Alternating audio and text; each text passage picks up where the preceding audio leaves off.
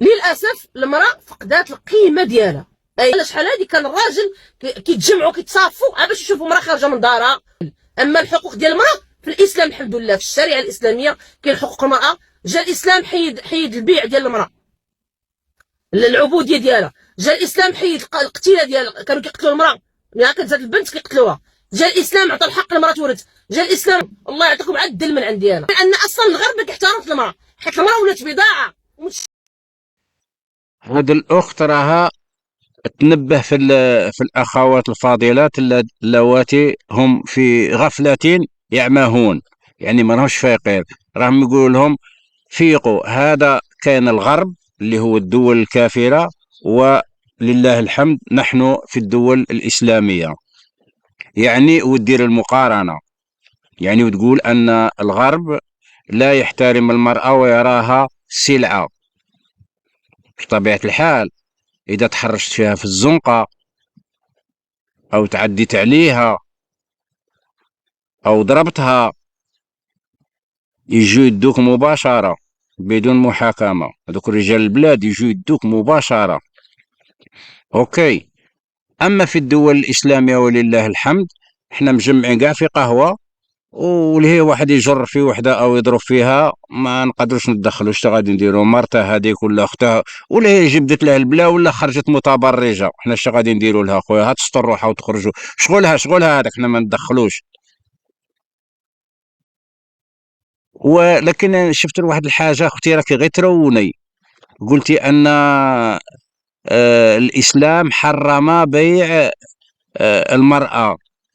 انا على حساب ما نعرف، ولكن راني رسمي الكفار لعنة الله عليهم آخر ما حرموه ومنعوه وهي في السعودية، كانت أسواق النخاسة كان يبيعوا فيها المرأة. 1962 ولا 63 قال لهم ستوب، ما تزيدوش ديروها. أنا نعرفها، قال الغرب الكافر هو اللي حرم بيع المرأة.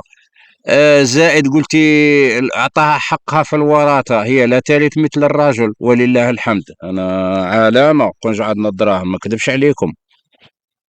أنا أصرف عليها، انا ندير لها الجهاز وانا نحميها ونورمال. انا هو الراجل، انا ندي كتر. وقالت كانوا يدفنوا المراه البنت مي تكون صغيره. لو كانوا العرب في الجاهليه يدفنوا البنات، لو كان ما كانوش كاينين هما اصلا شكون يولدهم؟ مراه. دي حاله شاده، واحد مريض من راسه مشى دفن بنته، هذا ما كانوش العرب يدفنوا بناتهم. اختي راكي مهلوسه انت كاع مراسك كاع. على كل حال الحمد لله على نعمة الإسلام وعلى هاد الأخوات الفاضلات اللي راهم يطلعونا في التيك توك. شكرا. ما وريتيش وجهك، حشمانة. القاتل ليس كافر، آكل الربا ليس بكافر، السارق ليس كافر، الزاني ليس كافر، شارب الخمر من القتل وشرب الخمر. تو هاد المرة اللي راها مور لاكواريوم هذيك، راه تبان لي راها كي لاكواريوم، هذوك الليلينات، هذوك النظارات. كاع الكوارث اللي ضد الإنسانية قالت لك ماشي مشكلة كاع. شرب الخمر، زني، ما عرفش الآخر، القمار، كل من الكوارث. المهم ما نعرفش حتى هي باش تكون إنسان مليح، والله ماني عارف. مشكلة هذه. تاني عاودوا علاش؟ فهمت. علاش تلقى الجامع معمر، وتقول انا هذاك نصلي حداه، انا هذاك غشني في الميزان، هذاك بوليسي دار لي التعذيب، هذاك واحد النهار سرق لنا الارض نتاعنا والدار، يا هذاك كان يضرب الجيب في السوق، يا هذاك غير هذه 3 ايام شتاه سكران، يا هذا غشاش. هذا كلهم اجتمعوا في المسجد، راهم يسمعوا لهادي، يعني دير الفرض وتقوم بالارض. الله يجيب لك تقوى في راسك. هذا ما نقول لك.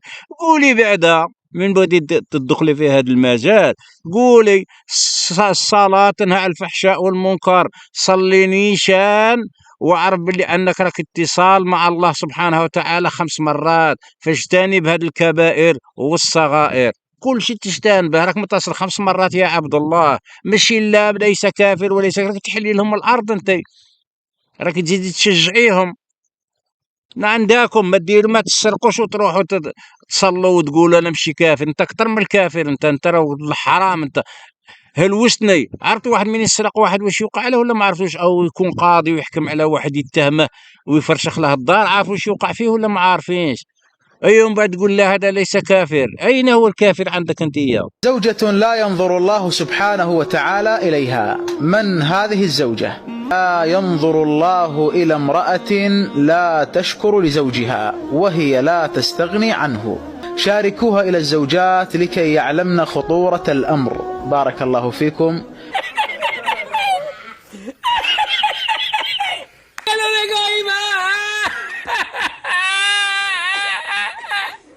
Pero yo vi el saco de